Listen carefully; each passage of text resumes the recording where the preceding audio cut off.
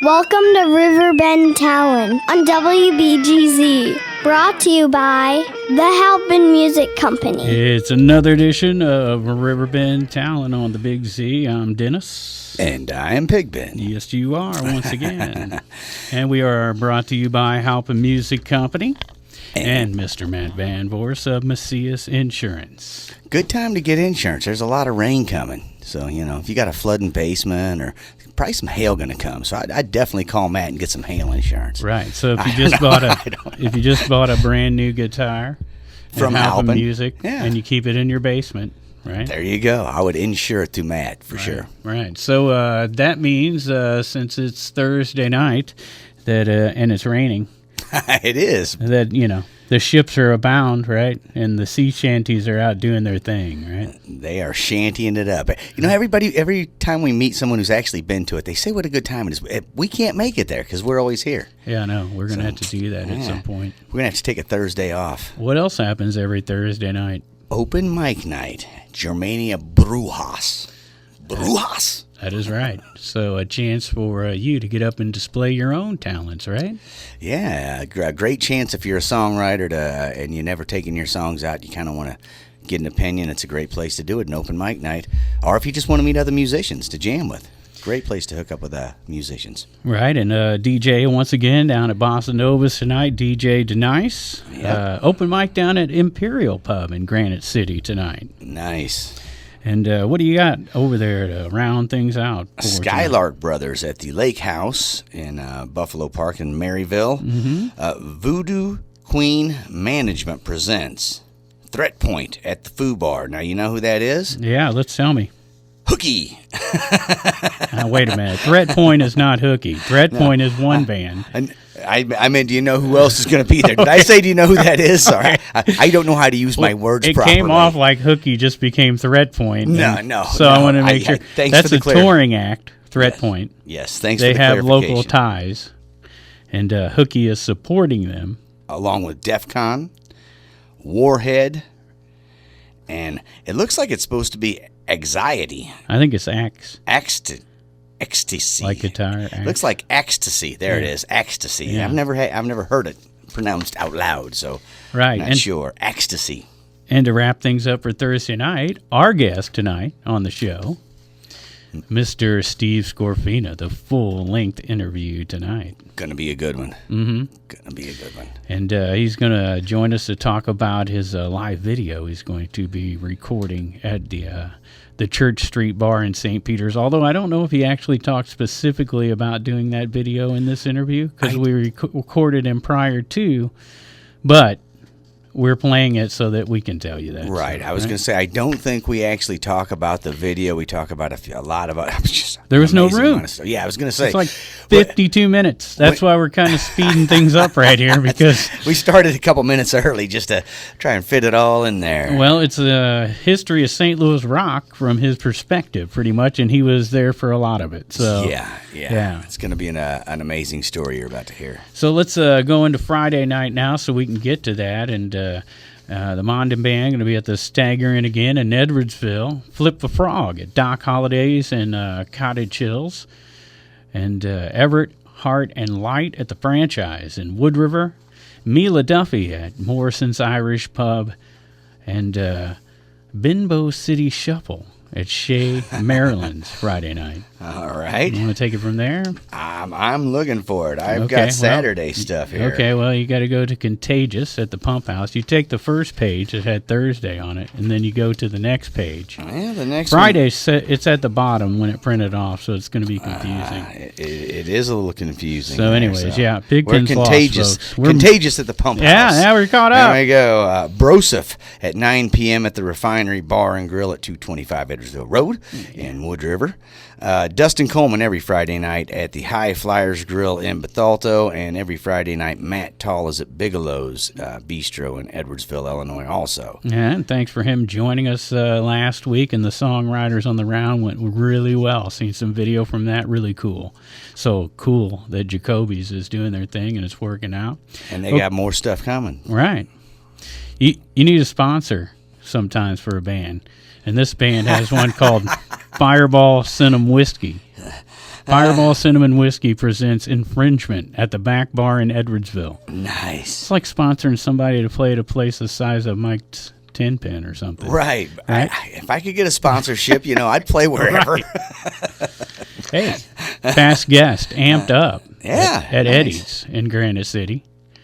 Harvard Drive at Imperial Pub in Granite City. Mo Pleasure at the Lake House at Buffalo Park in Maryville. And take it from there. We got Flipside at the Tri-County Gun Club in Brighton, Illinois. Yeah. That's one of your hangouts. Right? All right. Now, this is the funny one. The next band on here is Riding Shotgun at the Moose Club. They should switch their venues. It should be Riding Shotgun at the Tri-County Gun Club, but it's not. Yeah. It's Riding Shotgun. It will be at the Edwardsville, the Moose Club. Okay, hold on to your mind there, because in your mind, it's already happened, right? You've already moved them. I've already moved them, yeah. Right. Yeah.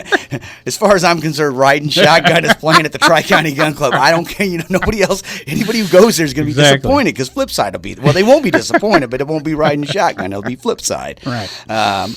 Jack Tweston and the Skylark Brothers will be at the Huddle Bar in Caseyville, Illinois on Friday. I noticed they put the parentheses there, 2 or 3 behind Skylark Brothers, so I had to include it. So I don't know exactly what that means. You'll have to stop and find out. 2 or 3 of them's going to be there. They're not sure. It could be the Skylark Brothers acoustic duo, or it could be the third brothers on the limb. If he shows up, it's going to be the full-on trio. Yeah. And then to finish out Friday night, we got Fedorable at the cabin at Judy Creek in Edwardsville, and then Pat Liston on the road. He's going all the way to Troy. Wow. He's getting up there, too. Hopefully he can handle it. Well, he made it over to the pageant, so Troy shouldn't be bad, right? Troy's not bad at all, man. That's He's no seasoned problem. veteran. Yeah. He'll be at Schmitty's, Sunset Inn again in Troy. I've been in the studio with him and heard him sing like that Blue Mist a dozen times. Mm-hmm. And every time he comes to the high note, I would think, he's not going to do it this time. One of these times, he's going to miss that high. Every time he just nails it. Right. Doesn't matter. Yeah, he's on it. Yeah. Pat's the man, so there you go. And you can go back and listen to the podcast at AltonDailyNews.com and hear Pigpen mention this almost every time we bring up Pat. I can't help it. I love it, man. Right. When he hits that high. Verification. Now, right. You know what, though? On my other radio show, last week I played Mama's Pride show, but it wasn't Pat listening. You mean on KDHX Tuesday mornings from what time? What time does it come on? 5 a.m. to 7. Yeah. I played... you can tell I miss it. There you go. I played a Mama's Pride song called Can I Call You a Cab? Okay. I love that one. That's a Danny the song. And a good song at 5 a.m. A great song. Someone may need a cab at that time. Somebody's waking up wanting to call someone a cab. Right. All right, so let's skim over Saturday real quick, because we got to get to this interview. It's long, and it's way more interesting than me and you, for sure. All right.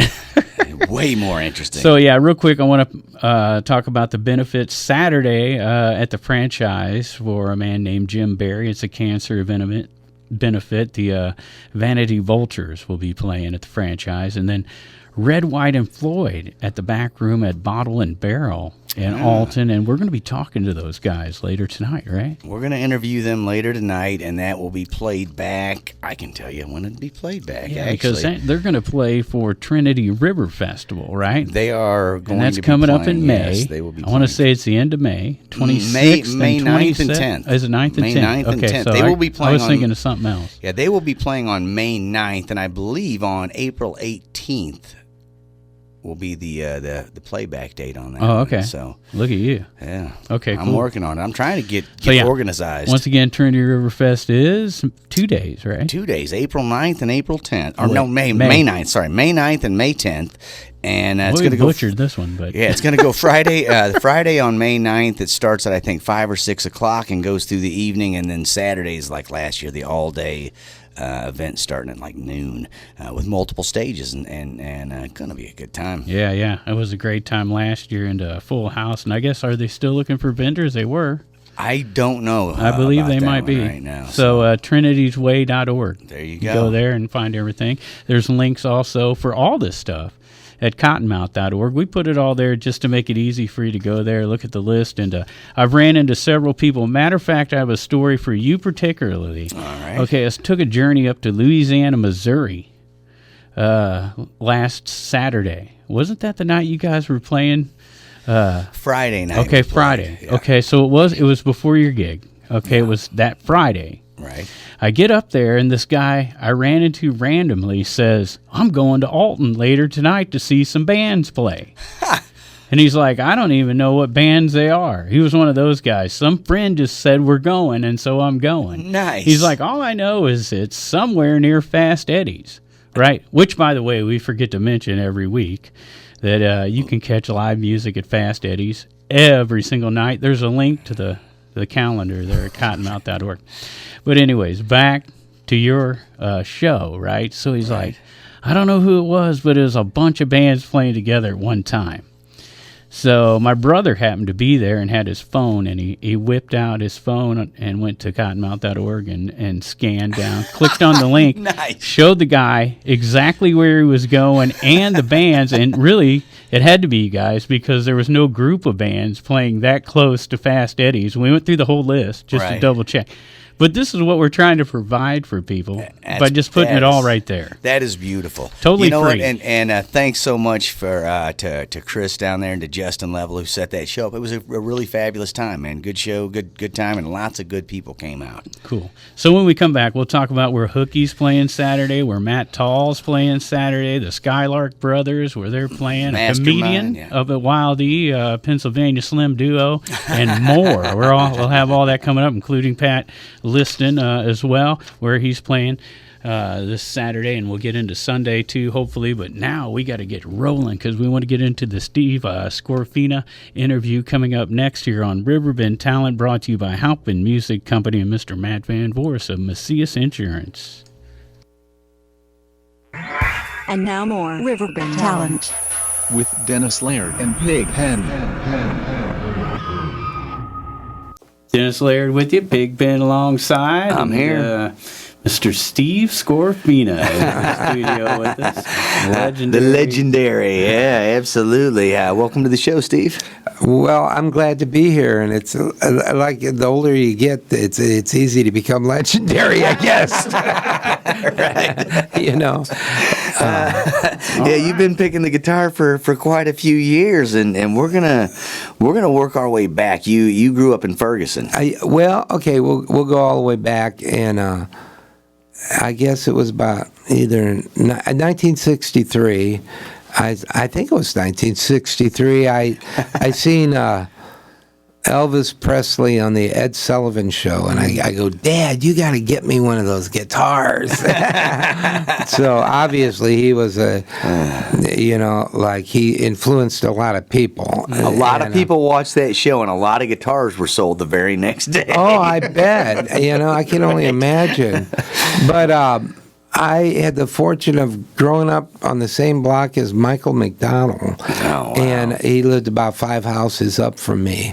And we put together our first band when he was 11 and I was 13. And so I was in junior high, and all my friends are going, "What are you playing with that kid from grade school?" Yeah, I go, right. "Well, did you hear his voice?" And at 11, he already had a voice. He did. I mean, he was great. And that's crazy. As crazy as it seems, his dad was like a vaudeville entertainer.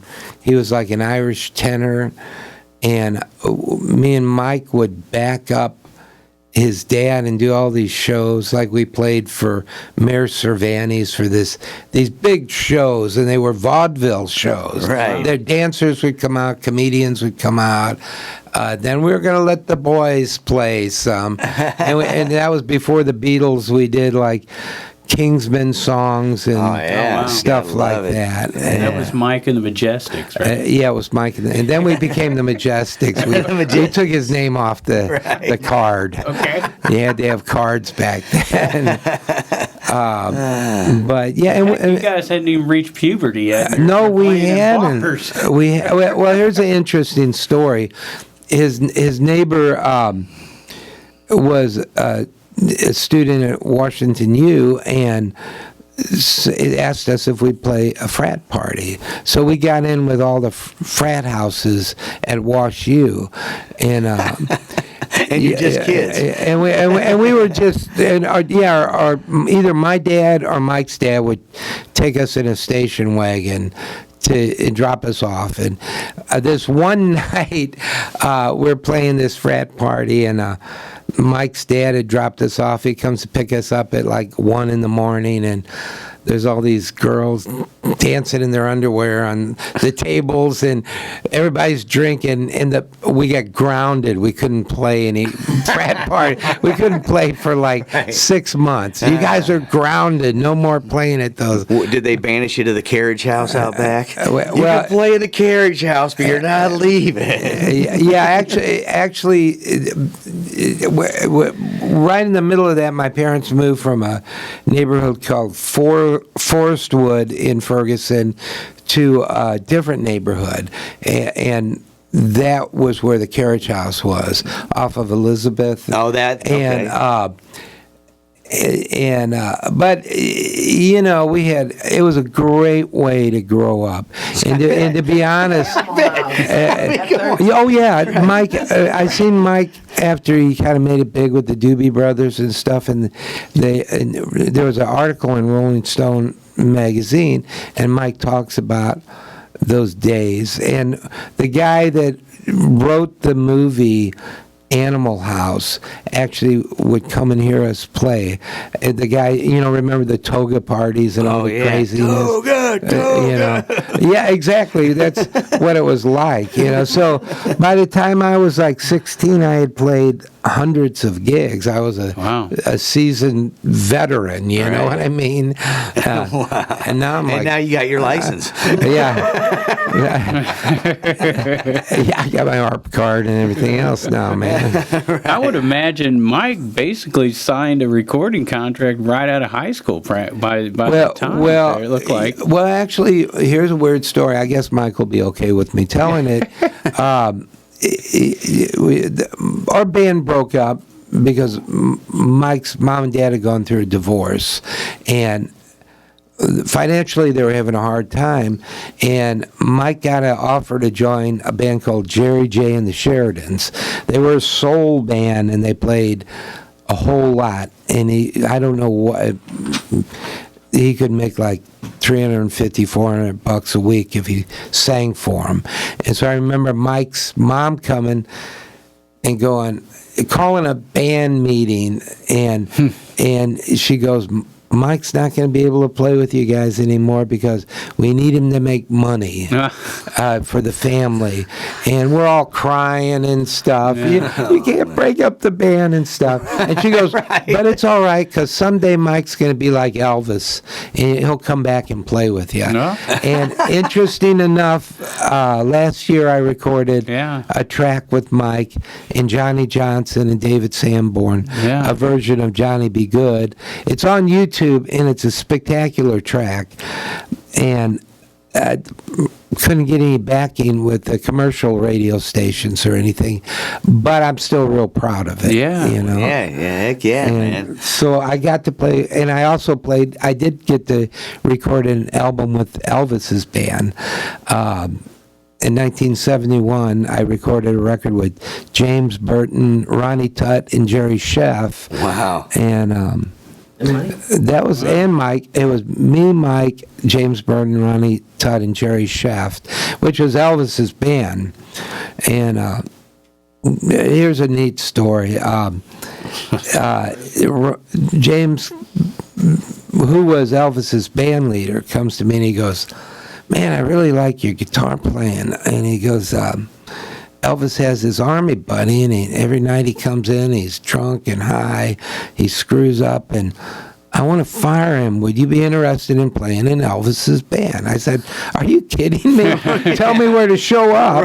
Right. But then I was in L.A. then, and he would go back and forth from Las Vegas to L.A., and that's when Elvis had the white suits and stuff. And so he went back and talked to Elvis, and Elvis wouldn't fire his army buddy. And so I didn't get the opportunity. But I came close.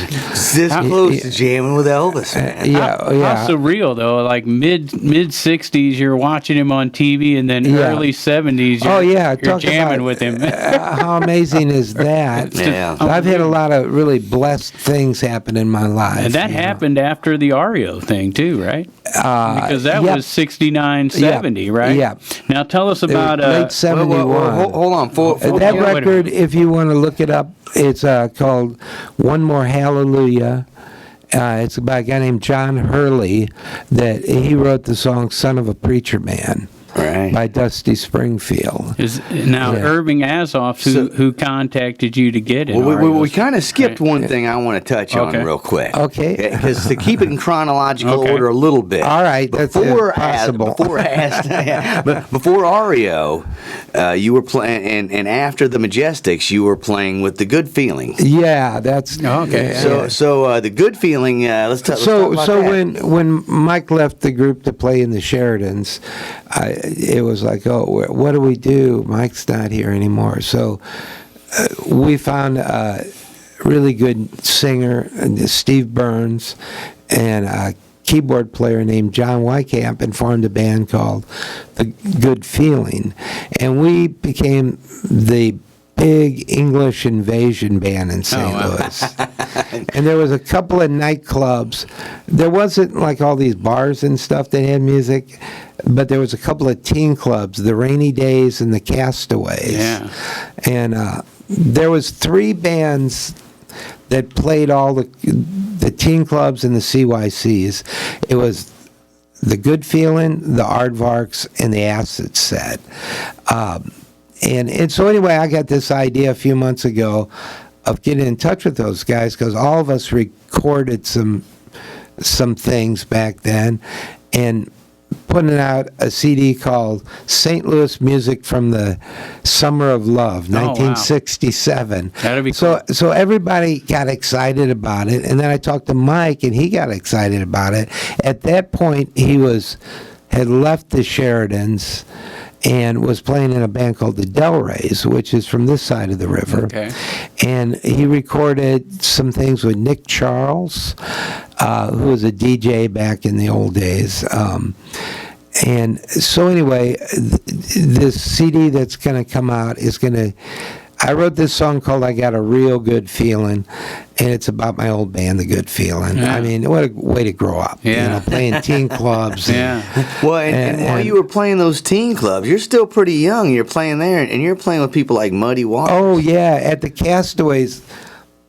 Some of the groups I played with at the Castaways were the Hourglass, which was the Allman Brothers, right? Dwayne and Greg, right? Muddy Waters, Kenny Loggins. We played with the Cowsills. Wow. Remember the Cowsills? I mean, you're talking rock and roll history here going on. From Muddy Waters, where electricity was first started, like he invented that was electricity. So. You know, that was a really great night, and after the gig, so the Castaways was on Airport Road, and I invited Otis Spann, who's a famous barrel house blues player that was playing with Muddy. He came to my house, and we had a carriage house, and I gave him a bottle of wine, and we had an old upright piano, and he sat there all night till about 5 in the morning. Oh, wow. Playing it. And so the next Monday I go to school, and I'm going, bragging, I'm going, yeah, Otis Spann. And everybody's going, well, who in the hell is Otis Spann? You know what I mean? You know. Right. Wow. But that was neat. And he just hung out in the carriage house all night, rocking the piano. Yeah, man. that was really cool. So after the Castaways Club, and you did the whole Goodfellas thing. Good feeling. Yeah, Goodfellas. The Goodfellas. He was a gangster. A lot of people we know can go back farther, because my grandpa was a big bootlegger in St. Louis.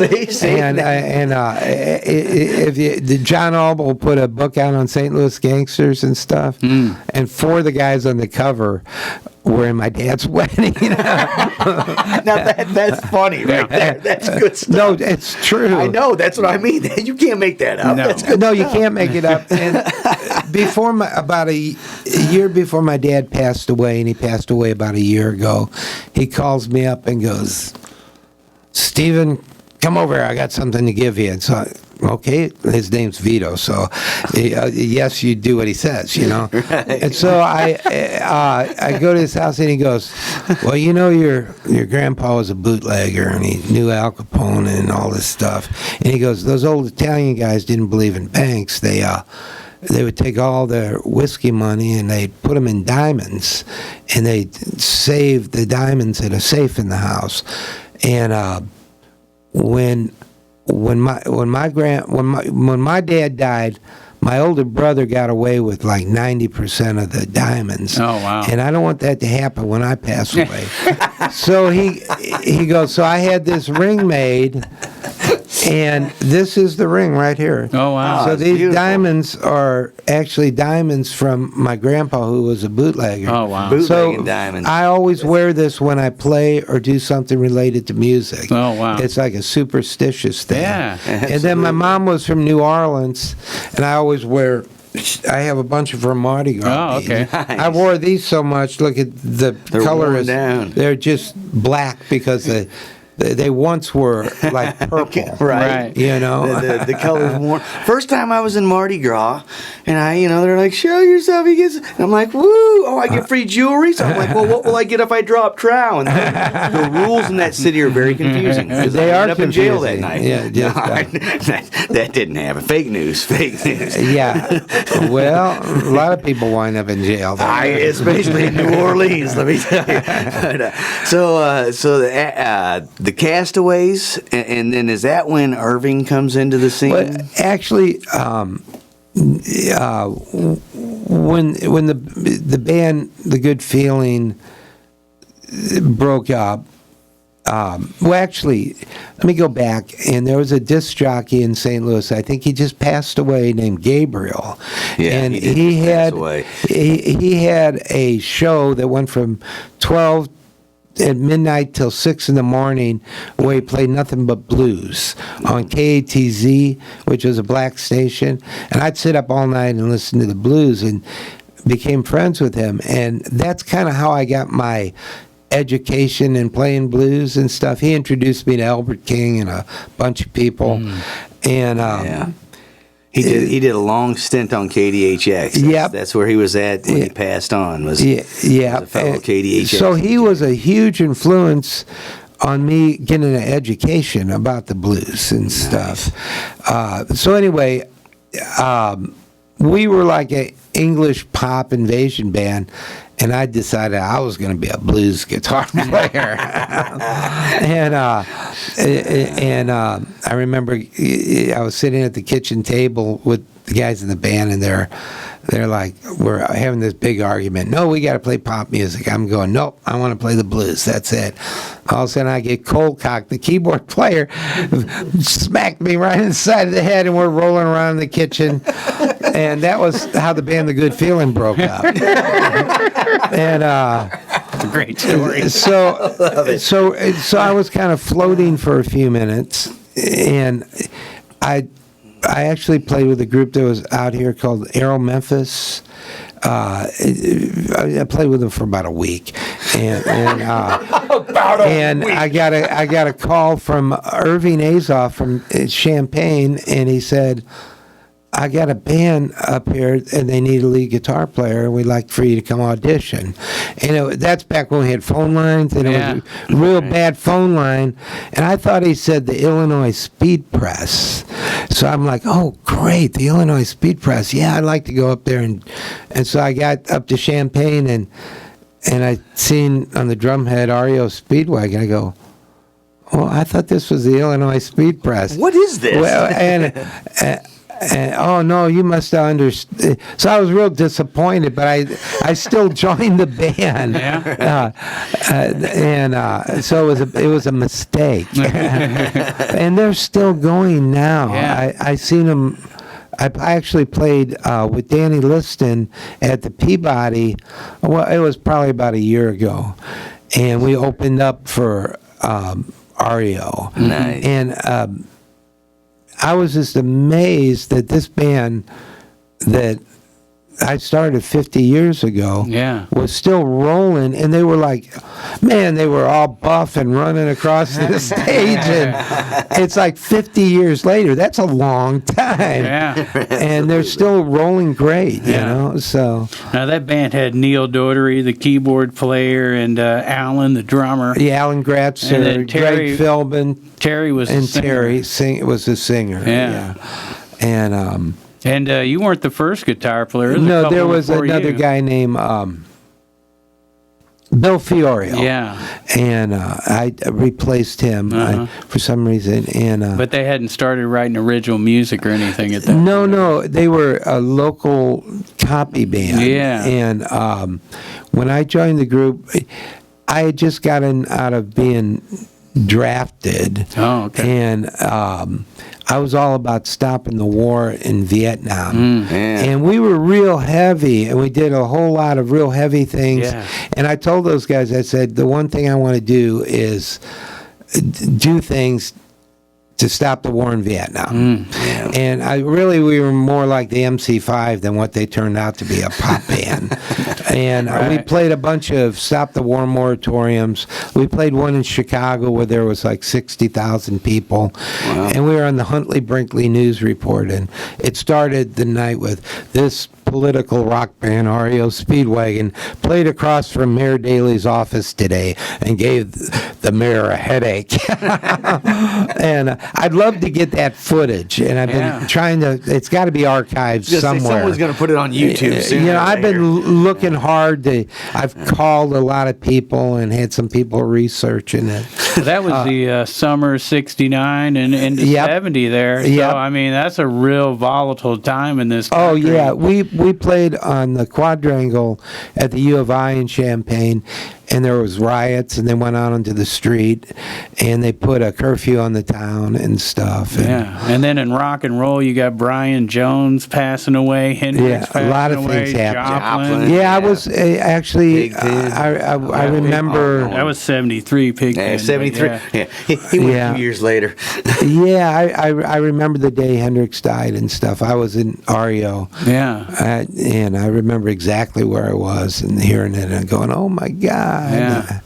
You know, there was quite a few of them during that time. I think Hendrix's people, his spaceship, just came back to get him. Yeah. Like, you're done Maybe here, dude. You can't show them anymore. They don't even understand what you're doing now. Yeah. Just come on back home. Are you experienced? I am experienced. You know what? In the band The Good Feeling, my dad would put the whole band in a station wagon like once a year, and we would go down to Biloxi and stay at a hotel, and the band would first we go to New Orleans, then we go to Biloxi. So he took us on for like 4 years in a row. He took us on a band vacation. Nice. And Nice. So I bought the record Are You Experienced the day before we left to go on this vacation. And I listened to it all night, and then we left early in the morning, and I'm like, we obviously didn't have a record player when we went on this vacation. So the whole week I was gone, I'm going, I got to get back to St. Louis. I got to hear that record again. Wow. You know? Right. Can't wait for this vacation to get over so I can hear that record. Exactly. So now, was Gary Rich Rath in the band then, or did he take your place? Actually, Gary would come see us all the time. He loved us, and he was a good friend of mine back then. And when I decided to quit the group for a number of reasons, I wasn't getting along with some of the guys in the band. I won't go into particulars. And at that point, there's a lot of drugs going around.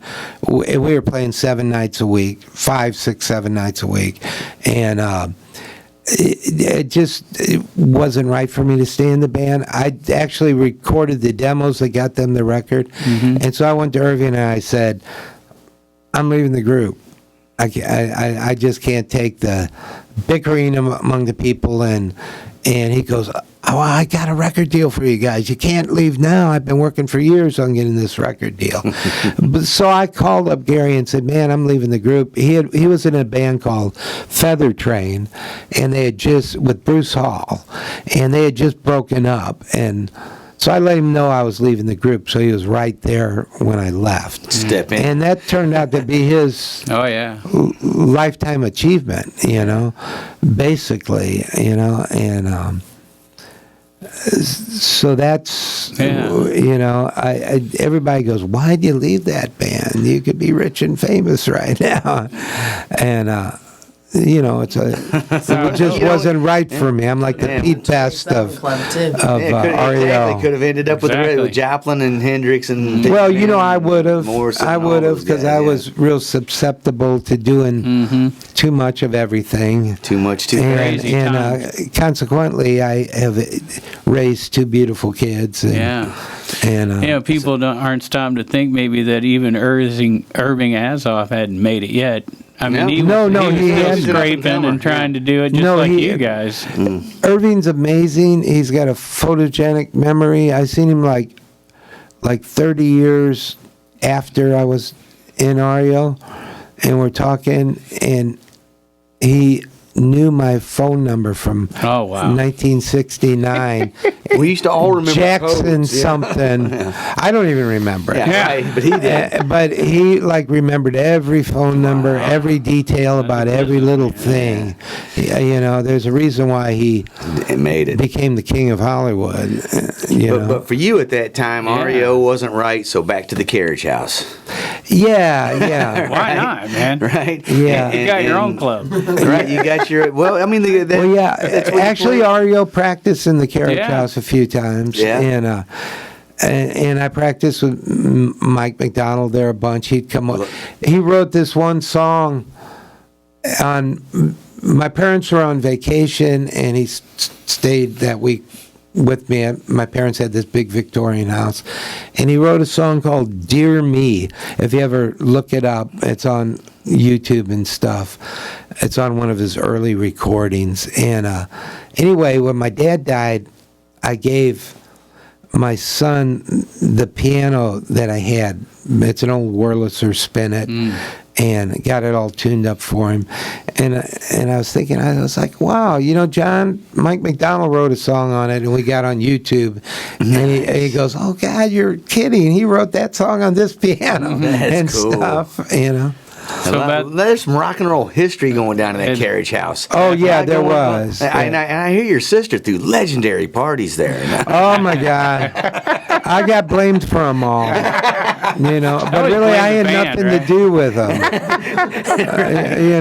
band just happened to be practicing and shooting throw parties. My sisters are straight laced, and I was like the black sheep, Right. And I always got blamed for them when the police came and stuff. So is that when Pavlov's dogs started getting together then, I guess, at that point, huh? That was probably about 1973. Okay. And when I was in REO, I started going out with a girl, and she was an artist, and she was from Belvedere, which is right next to Rockford, Illinois. So I had moved up to her father's farm. I was going to be a farmer. I decided I was going to grow pot. Wow. So big business right now. Big business now. And so I planted all these plants along the fence lines, and, right. And her dad came along and sprayed everything and killed everything. I wasn't cut out for riding a tractor. I remember being on this open tractor for about 2 weeks, and you're going like 4 miles an hour from one side of the field to the other, back and forth, and it's raining on you. So I called up a guy that I had played with in a band called The Fuse when I was in REO, and it was Rick Nielsen. Oh, okay. And The Fuse was his first band, and he was putting together a band which turned out to be Cheap Trick.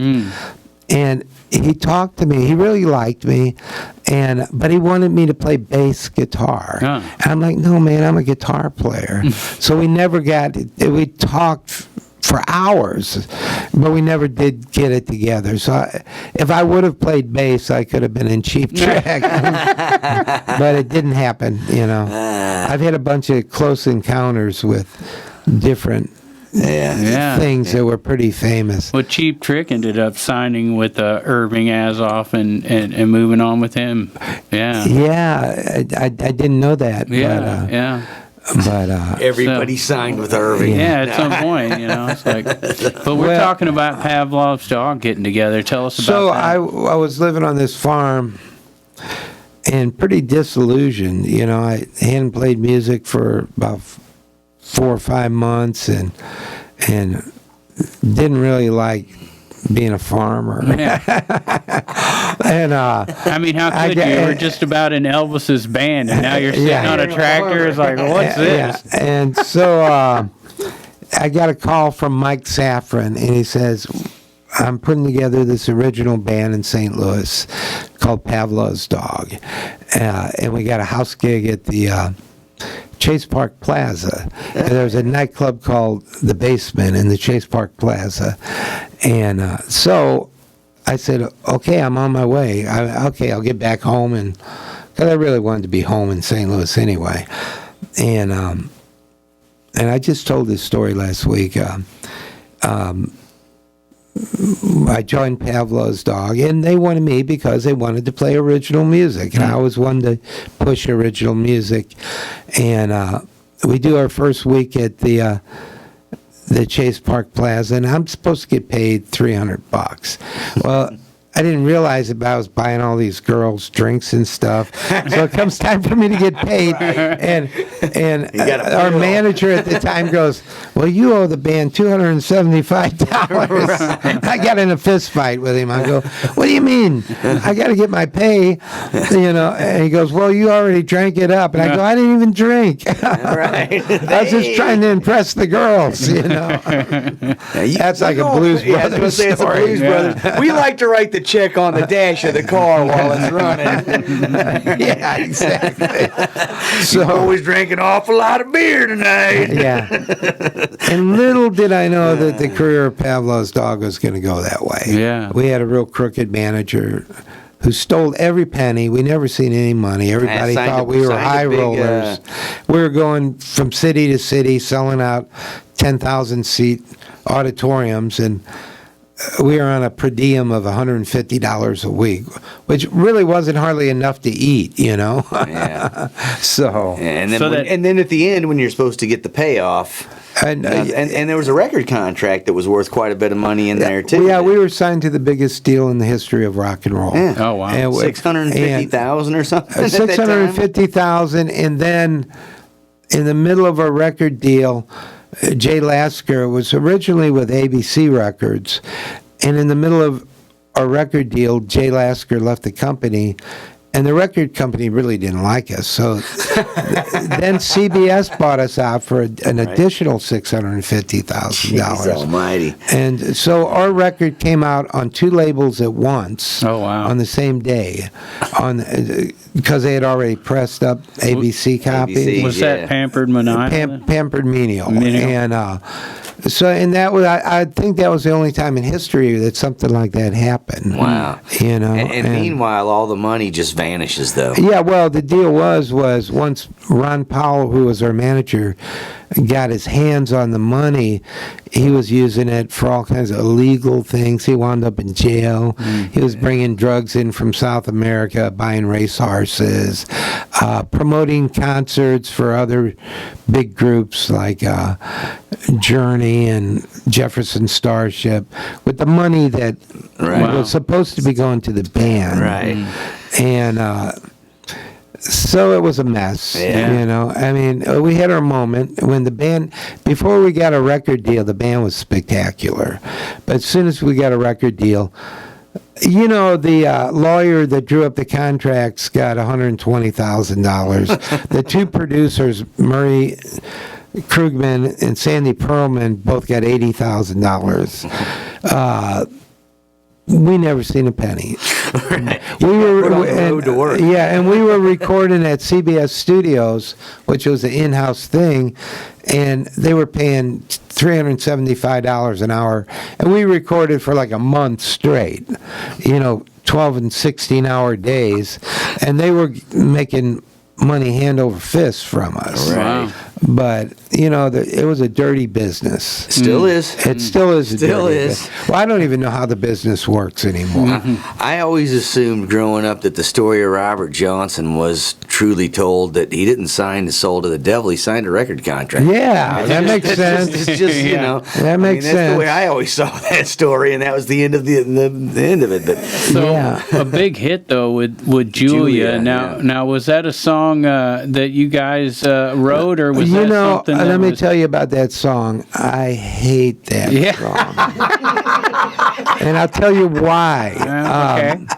I played this guitar solo that I thought was the stuff. Mm-hmm. It was real melodic, and then I doubled it on slide. It's kind of like a George Harrison sound and feel, and so we went back to St. Louis, and we're waiting they're waiting for the record to come to hear the final mix and see it.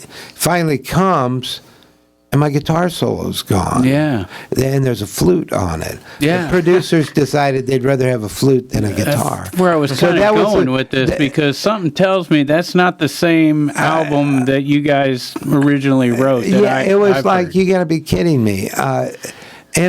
So that was the one solo that I recorded that I was waiting to hear, and it was gone. And it was gone forever. They actually erased it. Yeah. But they brought in Jean-Luc Ponty, and he played no.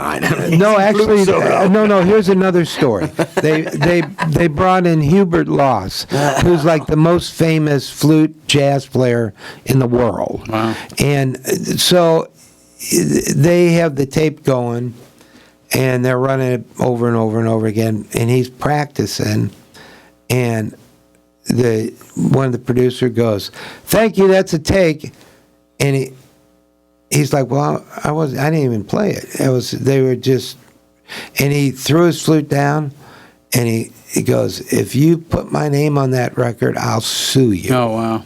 He was just as disappointed with it as I was. Wow. So that's what I mean. There was a lot of bad things that happened in Pavlov's Dog. In the beginning, it was a spectacular band. I was listening to that album, recently, just kind of getting ready for this interview, and I got the impression that there was a lot better jamming going on than what turned out on that record, because there's little sparks of it. You can hear, like, the band gets ready to break loose, and then all of a sudden, like you said, they faded out or something to that effect. The song "Once a Future King" has got some pretty good riffs in there. Yeah, now, about 2.5 months ago, my son calls me, and my son managed the theater at the Chase Park Plaza and the Moolah Theater. He's really into movies and stuff. He goes, "Dad, you're not going to believe this, but the new Steve Carell movie has Pavlov's Dog song on wow. it. And your guitar solo is the climax of the movie." Awesome. It's actually a serious Steve Carell movie, and it's about drug addiction. Oh, wow. And he plays the father of a kid that's hooked on heroin. And at the end of the movie, the kid breaks into his parents' house, steals some stuff to get money, and the stepmother catches him, and he runs out, gets in a car, and takes off. She gets in a car, and there's a big chase scene. And during this whole thing, it's my guitar solo going on at the very end of the movie. And so I went to see it with my son and my daughter, and that's one of those moments in life that are real special to you. There's some good news out of the Pavlov's Dog. Yeah, that is some good news. Yeah. And one thing about that solo, at that point in my life, I decided I was going to be a jazz musician, not a blues musician. Right. And when I got hooked up with Pavlov's Dog, I met Richard Nadler or Siegfried Carver, and he was a spectacular violinist or a fiddle player, whatever you want to call it. Right. And he like was my mentor, and he would teach me how to play modes and all this stuff, different timings and stuff. So when I played that solo that they used in the movie, I was kind of trying to be like John McLaughlin or Larry Coryell, and or Santana or something. And that was experimenting. I find with creative things, when you're learning is when you sometimes do your best work and stuff. Yeah, and that was the mid-'70s where a lot of that stuff was coming out, too. Yeah. And that's why I wanted to bring up the second album, Sound of the Bell. Did you play on that one? Because I did. And you got to jam with Bill Buford then? Yeah, he actually came to Ferguson and... Wow. Okay. Also in the carriage house? No. Yeah, in the carriage house. Check it out, man. Well, okay. I remember coming back from this vacation, and I go into the carriage house, and there's a different set of drums set up. And the guys from the band come over, and they go, yeah, we've decided. Mike Safron was the guy that put Pavlov's Dog together. Uh-huh. He was the guy, the creative force that put the whole thing together. The drummer, yeah. And the producers and him butted heads terribly because everything had to be perfect with Mike. And he always had an opinion about everything.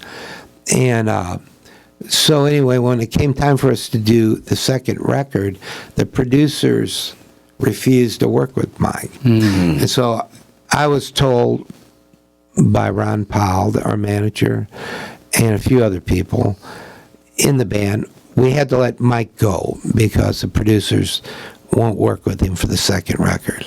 I had the choice of leaving the band or staying with it. And I thought, well, shoot, I worked my whole life to get this record deal, and so I wish I would have left the band. I see.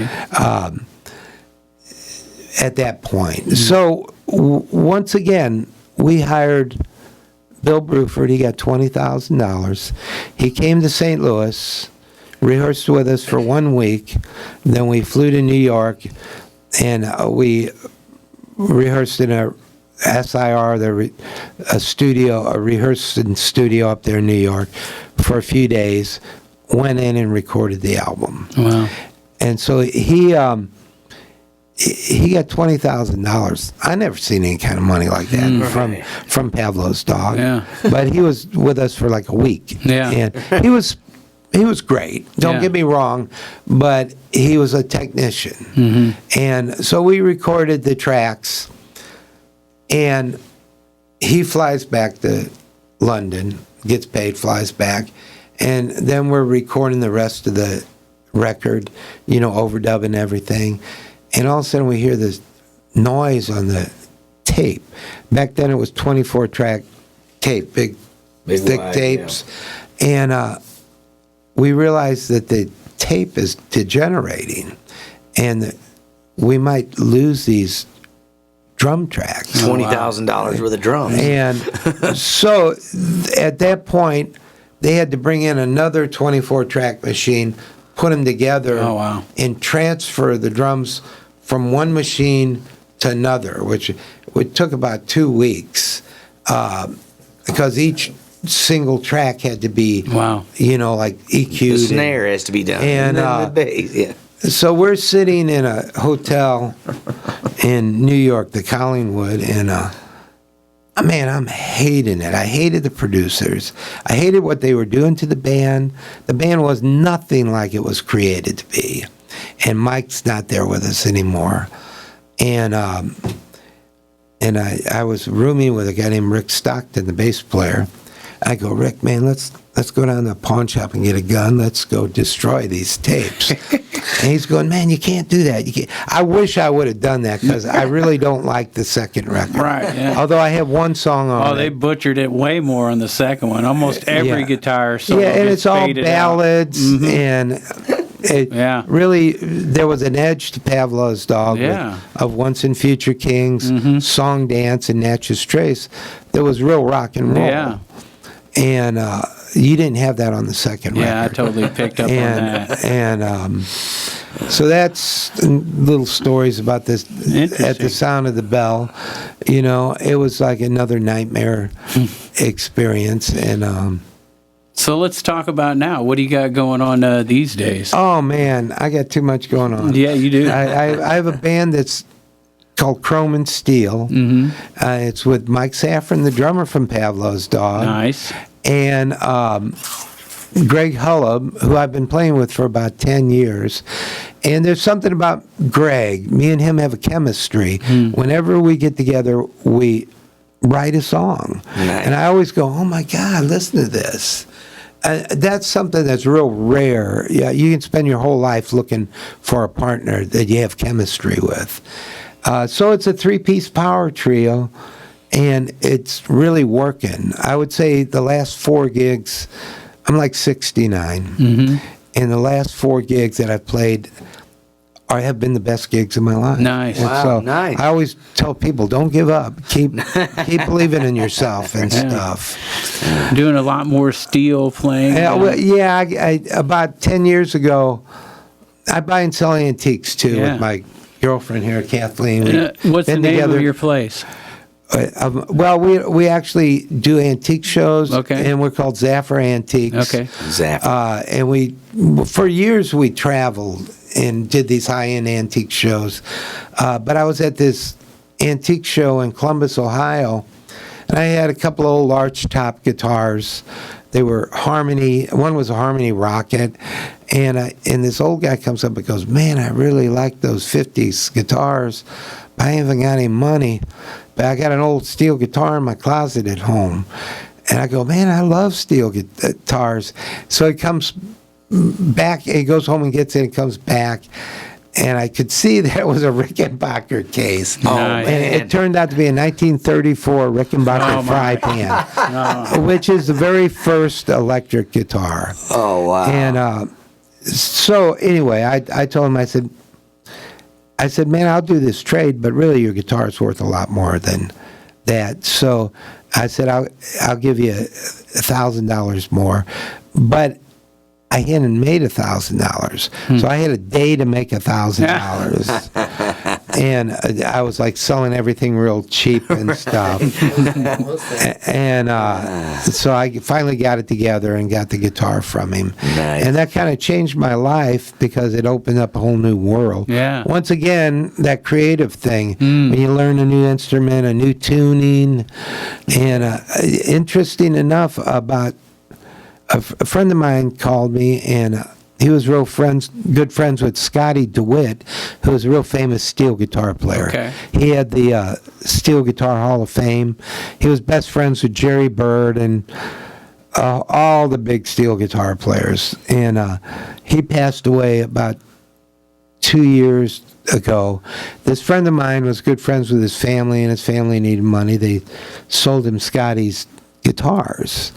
So anyway, just recently I acquired Scotty DeWitt's guitars. Wow. And one of them's a pedal steel that was made by Shot Jackson from Showbud Guitars. And Shot actually passed away while he was building this guitar. So he built the body of it and the neck and the tuners. Beautiful, beautiful guitar. It's got an arch on it, because Scotty had the steel guitar convention in the Hall of Fame in St. Louis for 48 years. Wow. And so anyway, it wasn't finished. The guts weren't done. So Showbud sent it up to Scotty's Music, and he sent it to a guy named Matsufuji, as in Fuji Films. Oh, wow. And he also owns Excel steel Wow. guitars. So Matsufuji finished the work on it. Wow. And so it's a one-of-a-kind pedal steel. Wow. Yeah. And I'm just in the process of, it's got 5 knee bars and for changing the 5 tuning, yeah. pedals. It's really a trip learning. It's got an 5 8-string and a knee bars. 10-string. Now you cool. doing some recording with this? I am doing some recording with it. And we're gonna have some new stuff here soon, huh? Yeah, I'm doing a couple of new things with Chrome and Steel, with David Toretta at his studio, and it's on Dago Hill in St. Louis, South St. Louis. And David's famous for, he produced and engineered Chuck Berry's last record. Okay. He used to play bass for Chuck, and Chuck, I don't know what year it was. It was in the early 70s. He put out the song "My Ding-a-Ling," I got that out. and which is probably the worst song ever. It's funny. and it was the only number one song song that he had.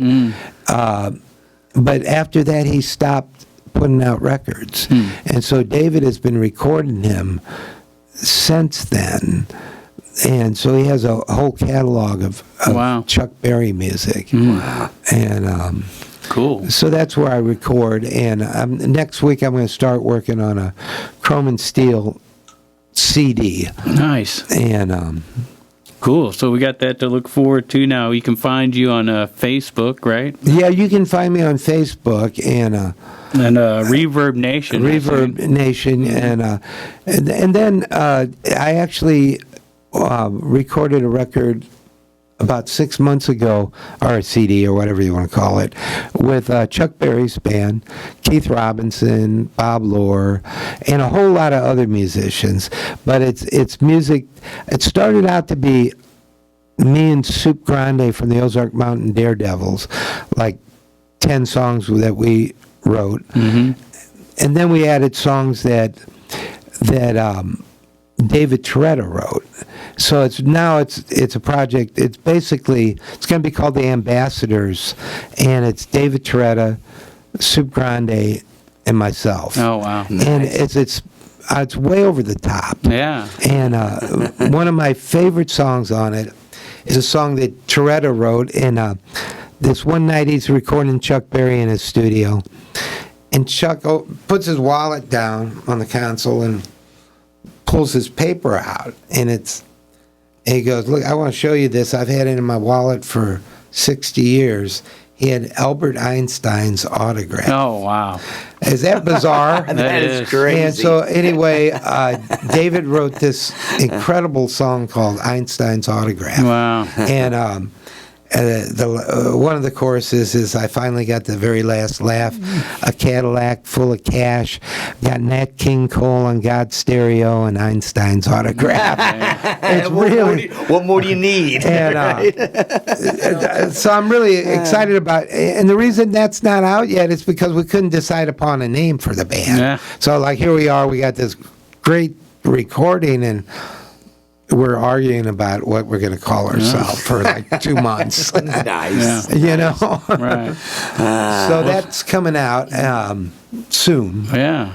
Soon. We're working on the artwork and mastering it now. So check this guy out, man. 50 years, and he's just getting started. Yeah. He's just getting started. He's still faced with the same dilemma every band faces. What are we going to call ourselves? Yeah, exactly. Well, Steve, man, we thank you so much for coming in and sharing my your pleasure. story with us. It's just been delightful to hear, and I think a lot of musicians are going to learn some stuff from listening to this. Well, you know, interview. I really appreciate you guys because I don't even know how to make things work in the music business anymore. And to have people like you, supporting people, that's fantastic. You know, the reason Pavlov's Dog got signed was because Mike Safron took an acetate. We made some demos up in Pekin, Illinois, at a studio I recorded with REO called Golden Voice. I said, and Mike took it one song, made an acetate, which is a temporary record, and took it to Ron Stevens at Casey.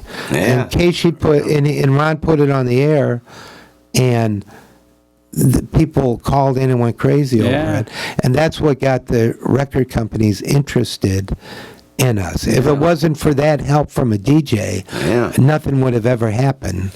So, I appreciate you guys. Yeah, I appreciate you coming in and sharing that story. It's been outstanding to learn about your career and sit down and get to know you really close and my intimate. pleasure. So, yeah.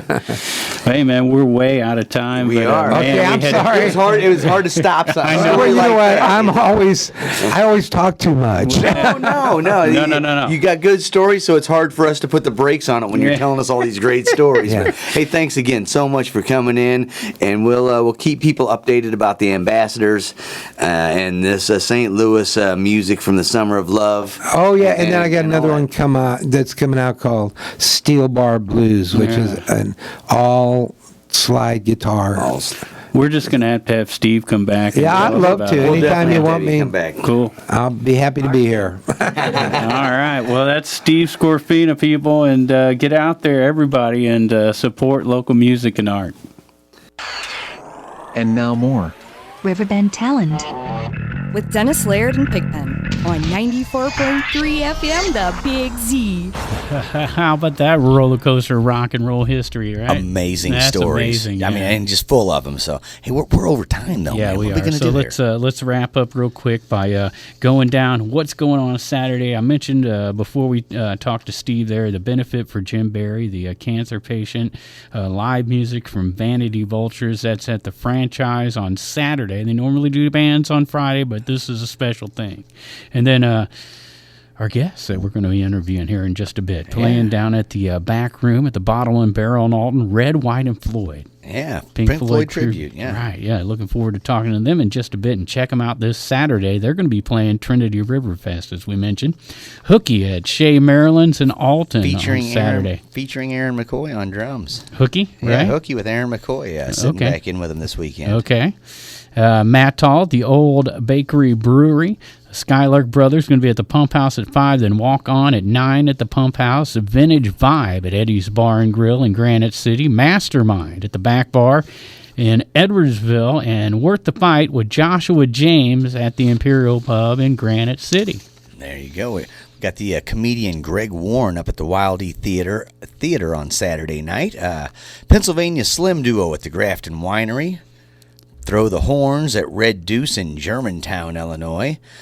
Old Salty Music at the Loading Dock. I like it. Yeah. Old Salty Music. Riding Shotguns at the Foundry Public House in Edwardsville. Liquid Doll at the Lake House in Buffalo Park, Maryville, Illinois.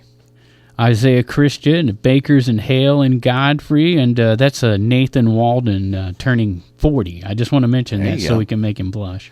Anyway, they want you to stop in and do the same. Tripwire at the Oasis in Carrollton, and then Pat Liston at Papa Vito's in Belleville on Saturday. That takes us to Sunday, where every Sunday you can catch the Mondin Band and Mike's Tin Pin.